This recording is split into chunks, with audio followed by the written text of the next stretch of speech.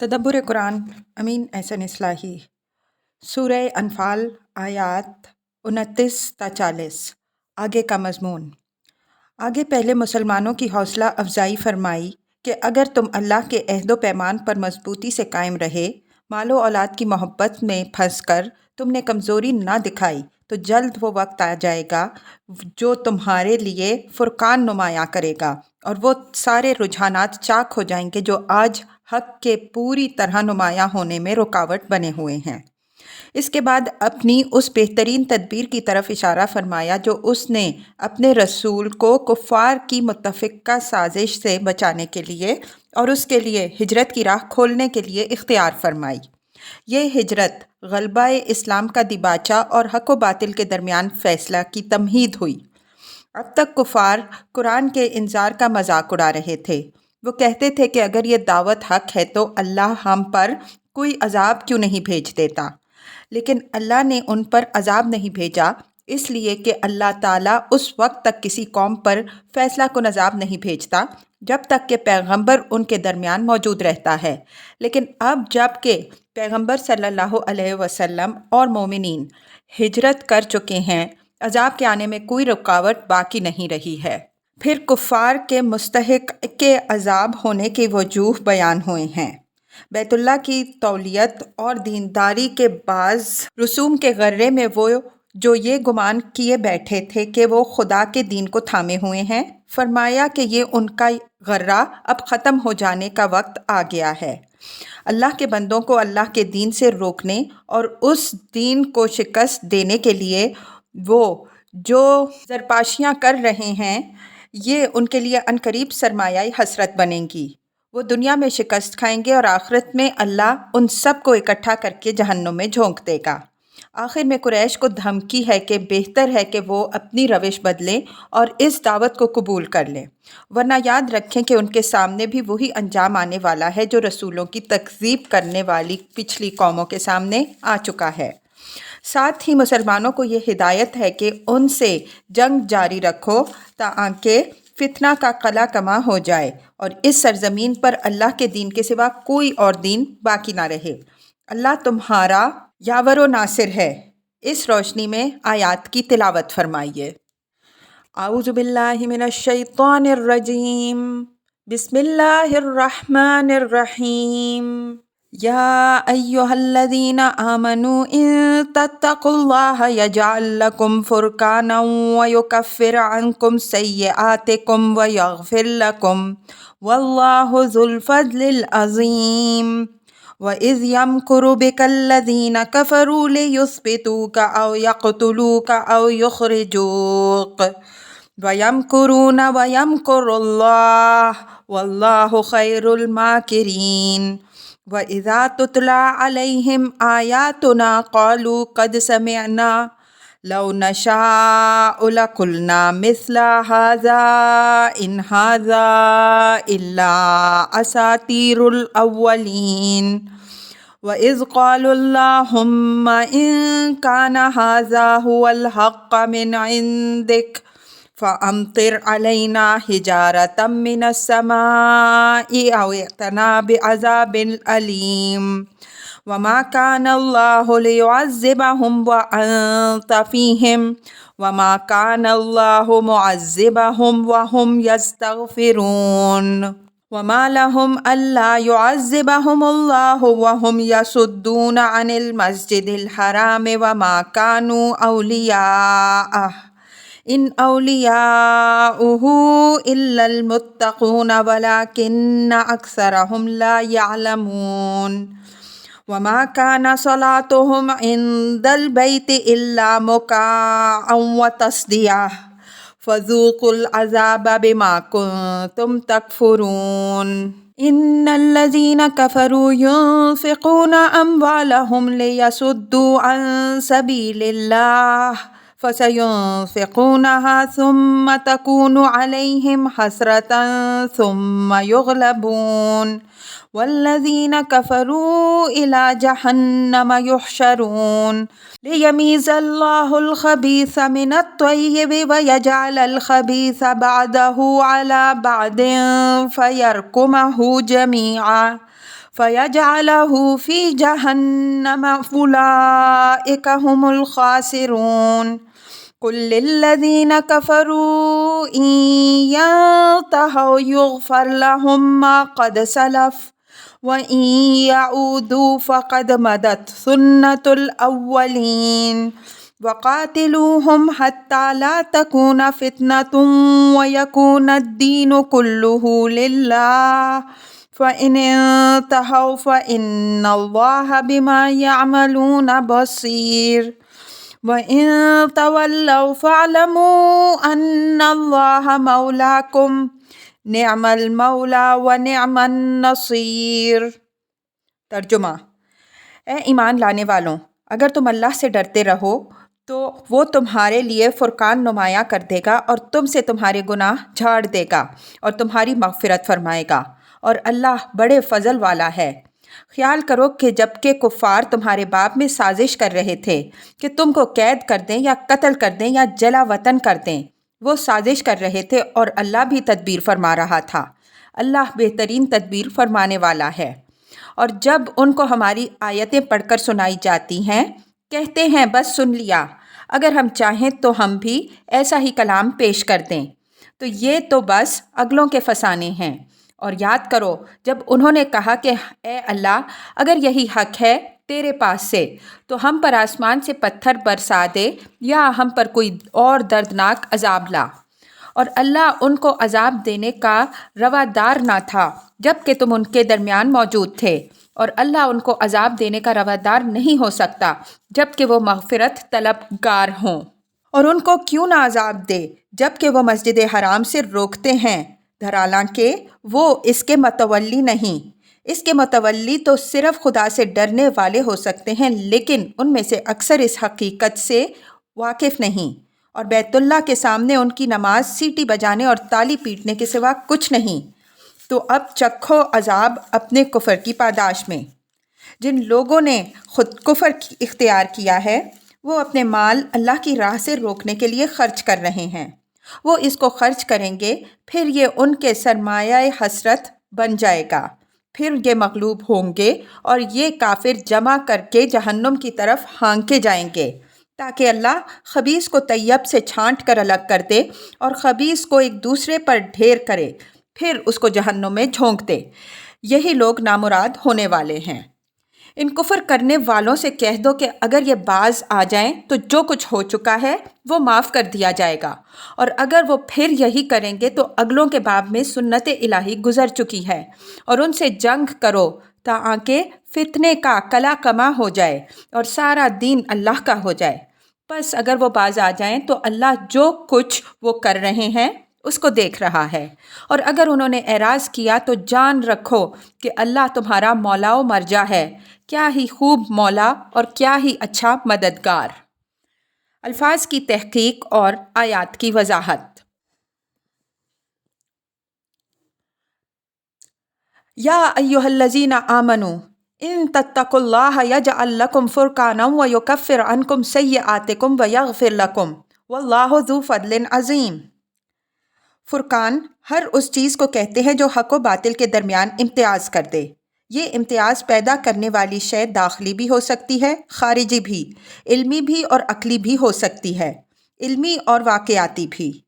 قرآن نے دلائل و براہین کو فرقان کہا ہے، جیسا کہ بقرہ آیت 185 میں ہے، اس لیے کہ ان سے حق و باطل میں امتیاز ہوتا ہے۔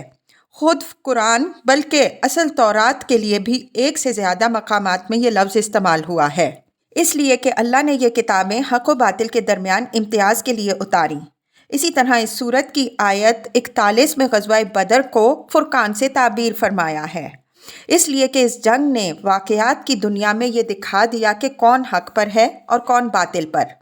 اس آیت میں مسلمانوں سے یہ وعدہ کیا جا رہا ہے کہ اگر تم تقویٰ پر مضبوطی سے جمے رہے، یعنی اللہ اور رسول کے ساتھ بد عہدی و بے وفائی کے مرتکب نہ ہوئے، تو اللہ جلد وہ وقت لائے گا کہ مطلع پر جو غبار نظر آ رہا ہے یہ سب چھٹ جائے گا، اور حق اس طرح غالب ہو کر چمکے گا کہ دشمنوں کی نگاہیں خیرہ ہو کر رہ جائیں گی۔ کرینہ بتا رہا ہے کہ یہاں یہ لفظ اسلام اور مسلمانوں کے کامل غلبہ کی طرف اشارہ کر رہا ہے۔ اگرچہ ایک فرقان کا ظہور معرکہ بدر میں بھی ہو چکا تھا جس کو مسلمان دیکھ چکے تھے، تاہم ابھی باطل دائیں بائیں ہر طرف سے مسلمانوں کو گھیرے ہوئے تھا۔ اس وجہ سے ایک گروہ تذبذب کی حالت میں مبتلا تھا اور یہی تذبذب اس کو ان کمزوریوں میں مبتلا کر دیتا تھا جو اوپر زیر بحث آئی ہیں۔ اس طرح کے مذبذب لوگوں کو حق پر جمانے کے لیے فرمایا کہ وہ وقت دور نہیں جب باطل کی ساری گھٹائیں چھٹ جائیں گی اور آفتاب حق اپنی پوری تابانی سے تمہارے سامنے آ جائے گا۔ بس یہ شرط ہے کہ تم اللہ اور رسول صلی اللہ علیہ وسلم کی اطاعت کرو، تقویٰ پر جمے رہو۔ وَيُكَفِّرْ عَنْكُمْ سَيِّئَاتِكُمْ إِلَى الْآیَةِ، یہاں سیئات سے مراد وہ چھوٹی موٹی غلطیاں اور کوتاہیاں ہیں جو بشر کی بشریت کا لازمہ ہیں۔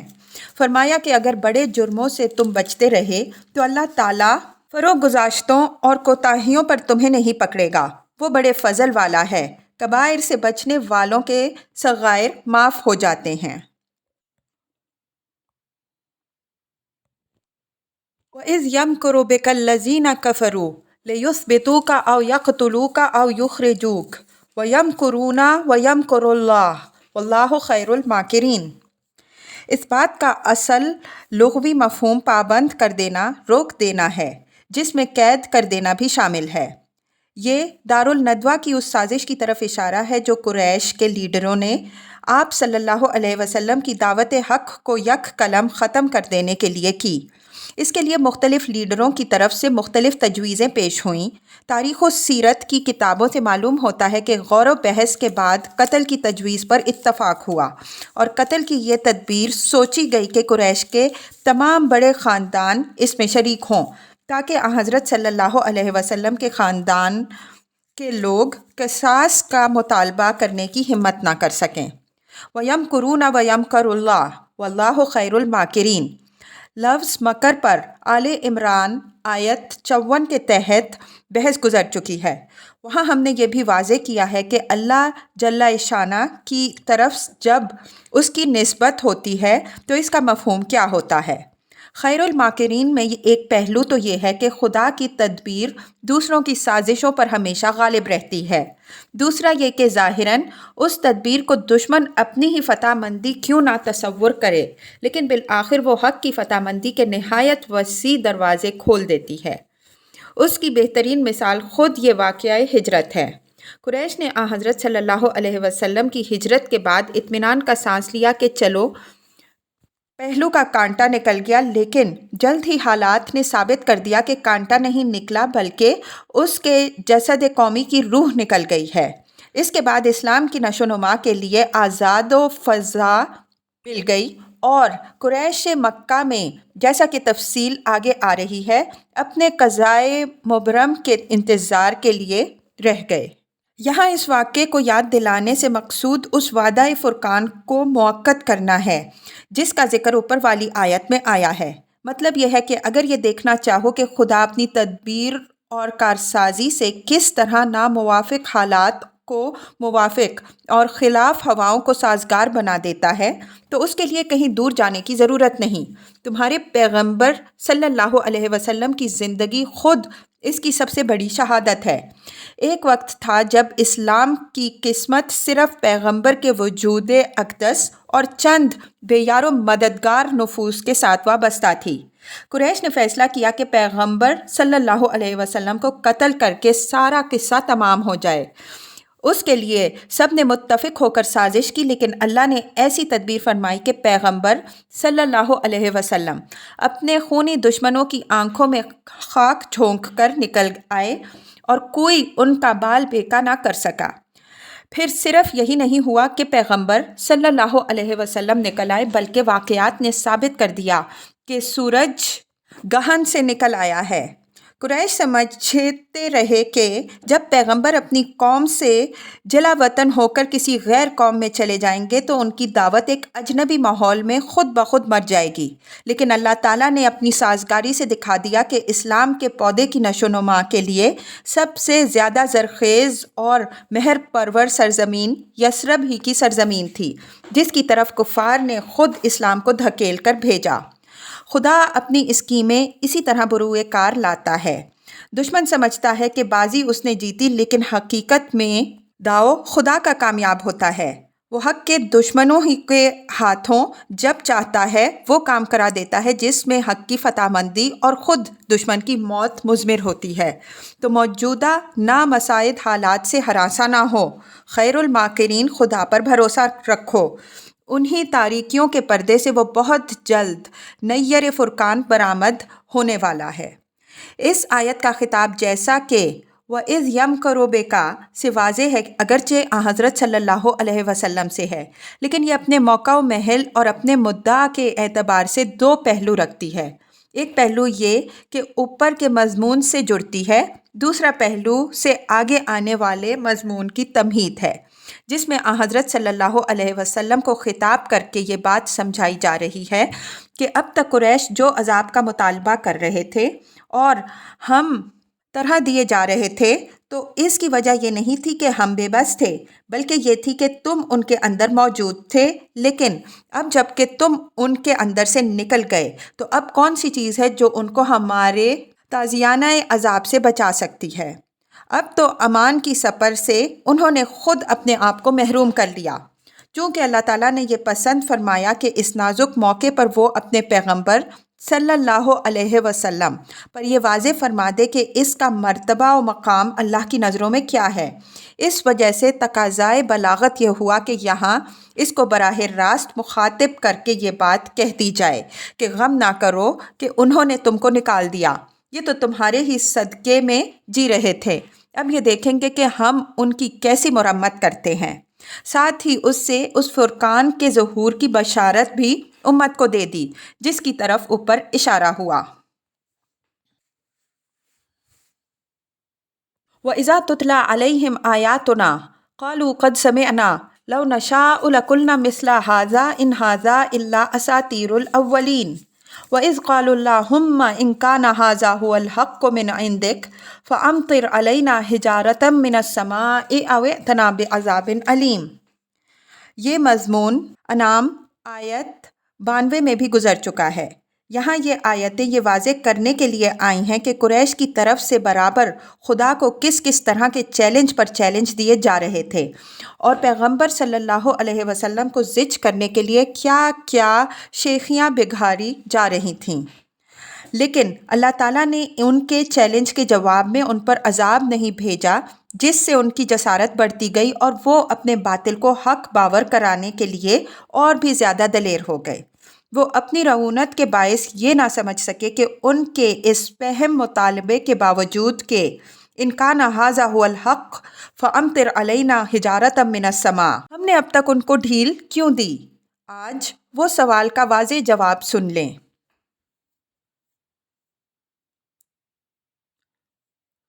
وما کان اللہ لیعذبہم وانت فیہم وما کان اللہ معذبہم وہم یستغفرون۔ یہ جواب ہے اس سوال کا جو اوپر مذکور ہوا، اور چونکہ مقصود اس موقع پر خاص طور پر پیغمبر صلی اللہ علیہ وسلم کی دل نوازی ہے، اس وجہ سے خطاب پیغمبر صلی اللہ علیہ وسلم سے ہوا۔ فرمایا کہ اللہ اس بات کا روادار نہیں ہو سکتا کہ ان پر عذاب نازل فرمائے دھرانا کہ تم ان کے اندر موجود ہو۔ یہ اس سنت الہی کی طرف اشارہ ہے جو اللہ تعالیٰ نے کسی نبی کی قوم پر عذاب بھیجنے کے معاملے میں مقرر فرمائی ہے۔ وہ سنت یہ ہے کہ نبی جب تک اپنی قوم کے اندر موجود رہتا ہے وہ قوم کے اندر بمنزلہ دل کے ہوتا ہے، وہ قوم کے لیے اپنے رب سے مغفرت بھی مانگتا رہتا ہے اور قوم کو استغفار کی دعوت بھی دیتا رہتا ہے۔ قوم کے اندر اس کا وجود اس بات کا شاہد ہوتا ہے کہ ابھی قوم میں زندگی کی رمق باقی ہے، اس کی دعوت سے ان لوگوں کو زندگی ملتی ہے جن کے اندر حیات ایمانی قبول کرنے کی صلاحیت موجود ہوتی ہے، اور ان کا استغفار بھی قوم کے لیے سپر بن جاتا ہے۔ قوم کے اشرار خواہ کتنی ہی شرارتیں اور خدا اور رسول کو کتنا ہی چیلنج کریں، لیکن اللہ تعالیٰ ان سے درگزر فرماتا ہے، اور اگر ان کو کسی آفت میں مبتلا بھی کرتا ہے تو اس کی نوعیت ایک تنبیہ کی ہوتی ہے، نہ کہ فیصلہ کن عذاب کی۔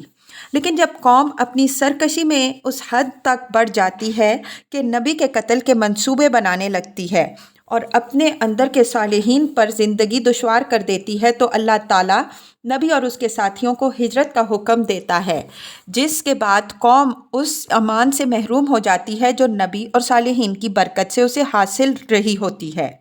پھر دو صورتوں میں سے کوئی ایک صورت لازماً پیش آ کے رہتی ہے۔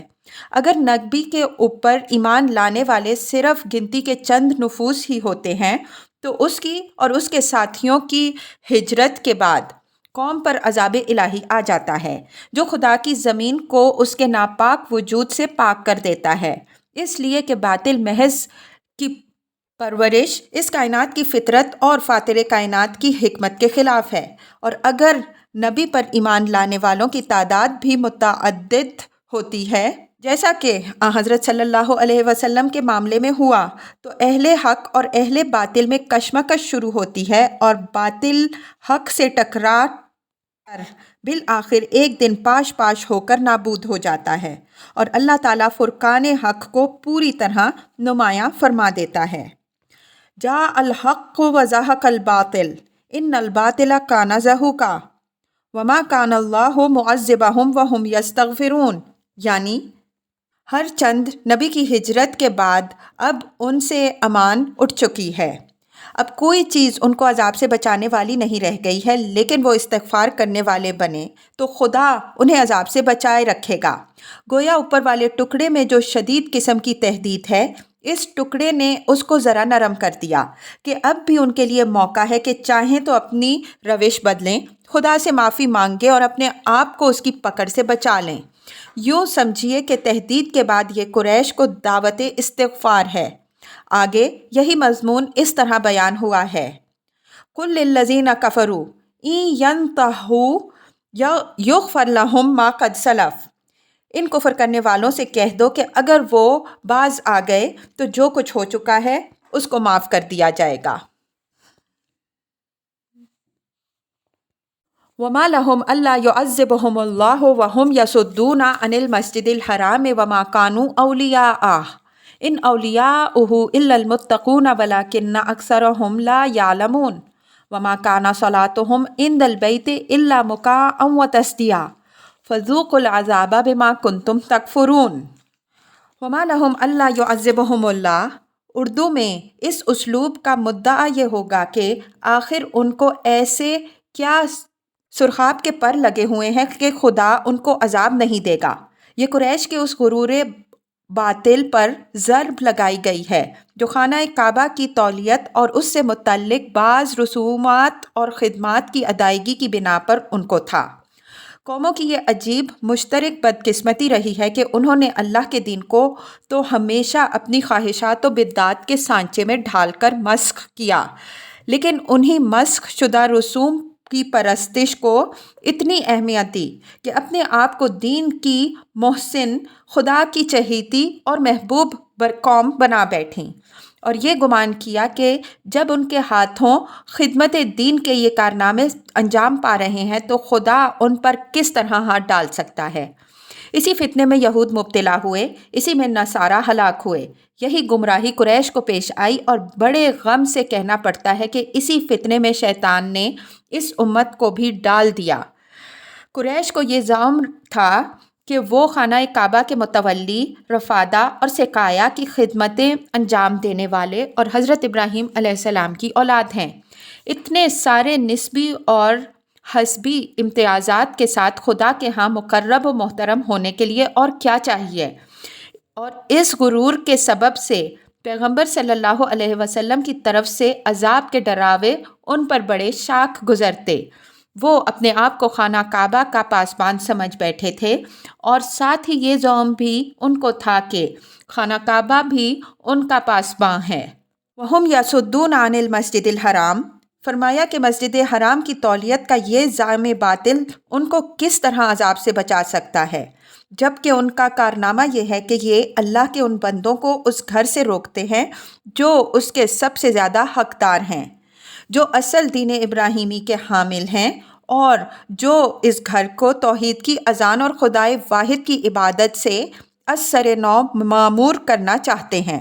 یہ اشارہ مسلمانوں کی طرف ہے جو صرف اس گھر ہی سے نہیں بلکہ اس شہر سے بھی نکالے جا رہے تھے جس میں یہ گھر واقع تھا۔ وَمَا كَانُوا أَوْلِيَاءَهُ إِنْ أَوْلِيَاؤُهُ إِلَّا الْمُتَّقُونَ وَلَكِنَّ أَكْثَرَهُمْ لَا يَعْلَمُونَ۔ یہ ان کے دعوائے تولیت کی نفی کر دی گئی کہ یہ اس گھر کے متولی کہاں سے ہوئے۔ اس کے متولی تو صرف اللہ کے متقی بندے ہو سکتے ہیں۔ اس میں اشارہ ہے کہ یہ خائن، غدار اور اس گھر کے مقصد تعمیر اور اس کی حرمت کے برباد کرنے والے ہیں۔ اس وجہ سے نہ انہیں اس پر مسلط رہنے کا کوئی حق ہے، نہ ان کے نام پر انہیں خدا سے کسی رعایت کی امید کرنی چاہیے۔ اس گھر کی تولیت کے اصلی حقدار ہمارے وہ متقی بندے ہیں جو ان ظالموں کے ہاتھوں اس سے روک دیے گئے ہیں۔ اس مقام پر وہ بات بھی یاد رکھنی چاہیے جو بقرہ آیت 124 میں گزر چکی ہے کہ جب اللہ تعالیٰ نے حضرت ابراہیم علیہ السلام کو ایک عظیم امت کی امامت پر لگایا اور اس منصب پر سرفراز کرنے کا وعدہ فرمایا تو آپ نے اللہ تعالیٰ سے سوال کیا کہ کیا یہ منصب میری ذریت کو بھی حاصل رہے گا؟ جواب میں ارشاد ہوا کہ لا ینال عہد الظالمین، میرا یہ عہد تمہاری ذریت کے صالحین کے لیے ہے، ظالمین اس میں شامل نہیں۔ حضرت ابراہیم علیہ السلام کی اس امامت کا مرکز بیت اللہ قرار پایا۔ اس وجہ سے آپ کی اس دعا اور اللہ تعالیٰ کی تصریح کے بموجب اس گھر کی تعمیر ہی کے وقت یہ فیصلہ ہو گیا تھا کہ اس کی تولیت اور ذریت ابراہیم علیہ السلام کی قیادت و امامت کے اصلی وارث صرف وہی لوگ ہوں گے جو اللہ کی توحید پر قائم رہنے والے، اس کے حدود و قیود کی پابندی کرنے والے اور اس کے عہد و میثاق کا احترام کرنے والے ہوں گے، نہ کہ وہ جنہوں نے ملت ابراہیم علیہ السلام اور بیت الحرام سب کی آبرو مٹا کر رکھ دی ہے۔ یہاں سیدنا مسیح علیہ السلام کے وہ الفاظ بھی یاد رکھیے جو اس طرح کے موقع پر آپ جناب نے بیت المقدس کی تولیت کے مدعی فقیہیوں اور پروہتوں کو مخاطب کر کے فرمائے تھے کہ تم نے میرے باپ کے گھر کو چوروں کا بھٹ بنا ڈالا ہے۔ وَلَكِنَّ أَكْثَرَهُمْ لَا يَعْلَمُونَ میں اس عام جہالت اور بے خبری کی طرف اشارہ ہے جس میں اہل عرب اس وقت مبتلا تھے۔ ایک طویل مدت تک جاہلیت کی تاریکی میں زندگی گزارنے کی وجہ سے وہ اپنی اصل تاریخ بالکل بھلا بیٹھے تھے۔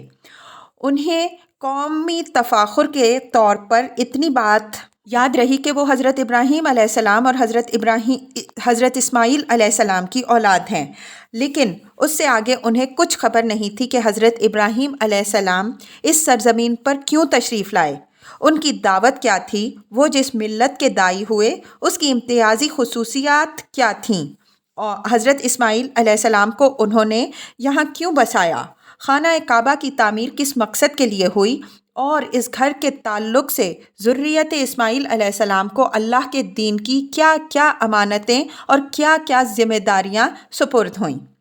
چند معاشرتی رسوم اور حج کے کچھ مناسک جو حضرت ابراہیم علیہ السلام کے وقت سے چلے آ رہے تھے، ان میں بھی اتنی تبدیلیاں ہو گئی تھیں کہ اصلی اور ملاوٹ میں امتیاز کرنا مشکل ہو گیا تھا۔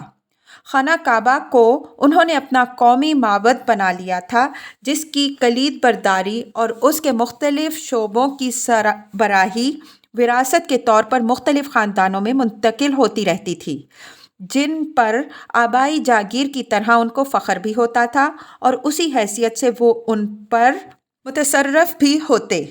قرآن نے ان کی اسی جہالت کی طرف یہاں اشارہ کیا ہے کہ یہ خانہ کعبہ کی تولیت کے مدعی تو ہیں، لیکن انہیں کچھ خبر نہیں کہ یہ خانہ کعبہ ہے کیا چیز اور اس کی تولیت کی شرائط کیا ہیں۔ وَمَا كَانَ صَلَاتُهُمْ عِندَ الْبَيْتِ إِلَّا مُكَاءً وَتَصْدِيَةً فَذُوقُوا الْعَذَابَ بِمَا كُنتُمْ تَكْفُرُونَ۔ یہ ایک مثال بیان ہوئی ہے اس بات کی کہ نہ یہ خانہ کعبہ کی تولیت کے اہل ہیں، نہ انہیں اس گھر کے مقصد تعمیر کا کچھ پتہ ہے۔ خانہ کعبہ کی تعمیر حضرت ابراہیم علیہ السلام نے جس مقصد کے لیے کی تھی اس کا ذکر سورہ بقرہ کی تفصیل میں گزر چکا ہے۔ یہاں سورہ ابراہیم کی مندرجہ ذیل آیات پر بھی ایک نظر ڈالیے۔ وَإِذْ قَالَ إِبْرَاهِيمُ رَبِّ اجْعَلْ هَٰذَا الْبَلَدَ آمِنًا وَاجْنُبْنِي وَبَنِيَّ أَن نَّعْبُدَ الْأَصْنَامَ رَبِّ إِنَّهُنَّ أَضْلَلْنَ كَثِيرًا مِّنَ النَّاسِ فَمَن تَبِعَنِي فَإِنَّهُ مِنِّي وَمَنْ عَصَانِي فَإِنَّكَ غَفُورٌ رَّحِيمٌ رَبَّنَا إِنِّي أَسْكَنْتُ مِن ذُرِّيَّتِي بِوَادٍ غَيْرِ ذِي زَرْعٍ عِندَ بَيْتِكَ الْمُحَرَّمِ رَبَّنَا لِيُقِيمُوا الصَّلَاةَ فَاجْعَلْ أَفْئِدَةً مِّنَ النَّاسِ تَهْوِي إِلَيْهِمْ وَارْزُقْهُم مِّنَ الثَّمَرَاتِ لَعَلَّهُمْ يَشْكُرُونَ ابراہیم 35 تا 37۔ اور یاد کرو جب ابراہیم نے دعا کی، اے میرے رب اس سرزمین کو پرامن سرزمین بنا دے اور مجھ کو اور میری اولاد کو بتوں کی پرستش سے محفوظ رکھ۔ اے میرے رب ان بتوں نے بہتوں کو گمراہ کر رکھا ہے، سو جو میری پیروی کرے وہ مجھ سے ہے اور جو میری نافرمانی کرے تو غفور الرحیم ہے۔ اے ہمارے رب میں نے اپنی اولاد میں سے کچھ کو تیرے محترم گھر کے پاس ایک بن کھیتی کی سرزمین میں بسایا ہے، اے ہمارے رب تاکہ وہ نماز کا اہتمام کریں۔ پس تو لوگوں کے دل ان کی طرف مائل کر اور ان کو پھلوں کی روزی عطا فرما تاکہ وہ تیرے شکر گزار بنیں۔ اس دعا کے الفاظ پر غور کیجئے تو اس سے واضح ہو جائے گا کہ حضرت ابراہیم علیہ السلام نے حضرت اسماعیل علیہ السلام کو مکہ میں کیوں بسایا تھا۔ اپنی ذریت کے لیے انہوں نے کیا دعا فرمائی، بیت اللہ کی تعمیر کا مقصد کیا تھا اور ذریت اسماعیل علیہ السلام کو اس گھر کے جرار میں بسانے سے ان کے پیش نظر کیا مدعا تھا۔ خاص طور پر ربنا لیقیموا الصلاۃ کے الفاظ شاہد ہیں کہ جس طرح بیت اللہ کی عبادت کا مرکز بنایا گیا تھا، اسی طرح ذریت اسماعیل علیہ السلام کو اس گھر کے جوار میں بسانے سے اصل مدعا نماز کا اہتمام و قیام تھا۔ لیکن قریش نے جس طرح بیت اللہ کو شرک و بت پرستی کا ایک گڑھ بنا کے رکھ دیا، اسی طرح نماز کی بھی جس کی خاطر ہی انہیں یہاں بسایا گیا تھا بالکل آبرو مٹا کر رکھ دی۔ فرمایا کہ ان کی نماز کیا ہے، سیٹی بجانا اور تالی پیٹنا۔ مکا یمکو مکاً کے معنی ششکارنے اور منہ سے سیٹی بجانے کے ہیں، تصدیہ کے معنی تالی پیٹنے کے ہیں۔ قرآن نے نہایت بلاغت کے ساتھ ان کی عبادت کی ظاہری حیت سے نمایاں کر دیا کہ بھلا اس مسخرہ پن کو نماز سے کیا تعلق ہو سکتا ہے۔ ہم کسی دوسرے مقام میں اشارہ کر چکے ہیں کہ یہ جانچنے کے لیے کہ کیا بات دین کی ہے کیا نہیں ہے، جہاں باطنی کسوٹیوں سے کام لیا جاتا ہے وہاں ظاہری کسوٹیاں بھی ہیں۔ اگر کوئی شخص دین کا ذوق رکھتا ہو تو بہت سی بدعتوں کو ان کی ظاہری حیت ہی سے پہچان جاتا ہے کہ ان خرافات کو دین سے کوئی تعلق نہیں ہو سکتا۔ تعزیہ داری کے رسوم، مزاروں پر ہونے والی خرافات اور تصوفین کی مجالس کی حرکتیں ایسی چیز نہیں ہیں جن کی نوعیت کا فیصلہ کرنے کے لیے کسی علمی کاوش کی ضرورت ہو۔ ہر صاحب ذوق بیک نظر دیکھ سکتا ہے کہ ان چیزوں کو دین سے کوئی دور کا بھی علاقہ نہیں ہو سکتا۔ دین کی ہر بات میں وقار، متانت، فروتنی، خشیت اور پاکیزگی کی جھلک اور معرفت، حکمت و دانش اور روحانیت کی مہک ہوتی ہے۔ جس کی آنکھوں میں کچھ بصیرت اور جس کی روحانی قوت شامہ میں ذرا بھی زندگی ہو تو وہ صرف دیکھ اور سونگھ ہی کر جان جاتا ہے کہ فلاں چیز دین کی نہیں ہے۔ علمی تحقیق و کاوش کا مرحلہ اس کے بعد آتا ہے اور اس کے وسائل و ذرائع الگ ہیں۔ یہاں قرآن نے یہی دکھایا ہے کہ یہ ان مدعیان نے تولیت کعبہ کی نماز ہے جس کی صورت ہی گواہی دیتی ہے کہ یہ شیطان کی ایجاد ہے۔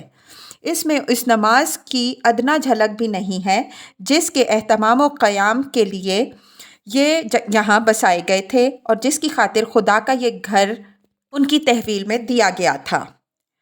یہ ششکارنا، سیٹی بجانا، شنکھ بجانا، ناقوس بجانا سب ایک ہی نوع کی چیزیں ہیں۔ یہ چیزیں شروع سے مشرکانہ عبادت کے اجزاء ہیں۔ یہ تحقیق مشکل ہے کہ ان کے پیچھے کیا تصور کار فرما رہا ہے۔ ممکن ہے یہ حرکتیں بھوت بھگانے کے لیے اختیار کی گئی ہوں۔ ہم دوسرے مقام میں ذکر کر چکے ہیں کہ قریش نے سارے عرب پر اپنی مذہبی سیادت جمانے کے لیے یہ چالاکی کی تھی کہ تمام قبیلوں کے بت خانہ کعبہ اور اس کے جوار میں جمع کر دیے تھے۔ ظاہر ہے کہ جب یہ بت آئے تو ان کے ساتھ ان کی پرستش کے آداب و رسوم بھی آئے۔ بالآخر بات یہاں تک پہنچی کہ ابراہیمی نماز تو حرم سے بالکل خارج کر دی گئی، یہاں تک کہ اس کے جاننے والے بھی باقی نہ رہ گئے۔ البتہ سیٹی اور تالی بجانے کی حماقتیں باقی رہ گئیں۔ فَذُوقُوا الْعَذَابَ بِمَا كُنْتُمْ تَكْفُرُونَ اوپر مَا لَهُمْ أَلَّا يُعَذِّبَهُمُ اللَّهُ سے جو بات بصیغہ غائب شروع ہوئی تھی، قریش کے مذکورہ جرائم گنوانے کے بعد وہی بات قریش کو مخاطب کر کے کہہ دی گئی، اور اس خطاب میں تہدیہ کے پہلو سے جو بلاغت ہے وہ واضح ہے۔ مطلب یہ ہے کہ یہ خبط ذہن دور پھینکو کہ تم خانہ کعبہ کے متولی اور اس کے پاسباں ہو، اپنے منہ میاں مٹھو نہ بنو۔ تمہارے کفر اور تمہاری خیانت و بد عہدی کی ایک پوری تاریخ گزر چکی ہے، تو اب اس کی پاداش میں خدا کا عذاب چکھو۔ اس میں اشارہ اس چپت کی طرف ہے جو بدر میں ان کو لگا، اور آئندہ جو تماچے لگنے والے ہیں ان کی دھمکی بھی ہے۔ مطلب یہ ہے کہ اب خدا کی مار پڑنی شروع ہو گئی ہے، یکے بعد دیگرے چکھتے جاؤ اور گنتے جاؤ۔